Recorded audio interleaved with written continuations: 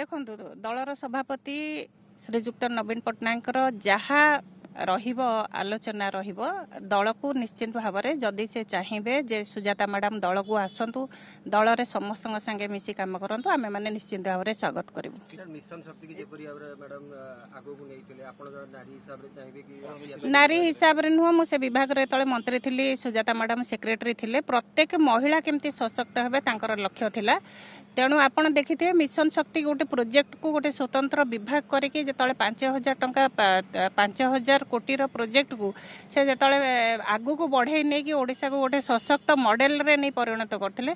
जो महिला रंधा घरे थिला से महिला जायकिना विदेश बुली केंदी स्वरोजगार क्षम हबो सरकारनकर सफलता को से साउंटथिले आ नवीन बाबूंकर स्वप्न को से प्रोजेक्ट को से सफल करि पारथिले। से भली जने महिला निश्चित भाव में गोटे महिला भाव में मु मध्य से विभाग रो मंत्री थिली। मु गर्वित आशा रखी जदि नवीन बाबू निष्पत्ति नियंती आमे स्वागत करिबु। देखो मो भाबिबा नुह मु कहली दलर सभापति आमर नेता श्रीजुक्त नवीन पट्टनायक जहाँ निर्देश रहिबा गोटे दलर साधारण कर्मी हिसाब रे आमे स्वागत करिबु।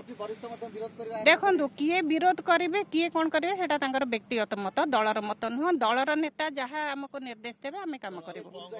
निश्चित भाव में स्ट्रांग हबो दल स्ट्रांग अछि स्ट्रांग हबो कोन दल रे जो माने स्वाभिमानी लीडर माने अछंती दल रे काम करूछु दल निश्चित भाव में आगु को जीवो।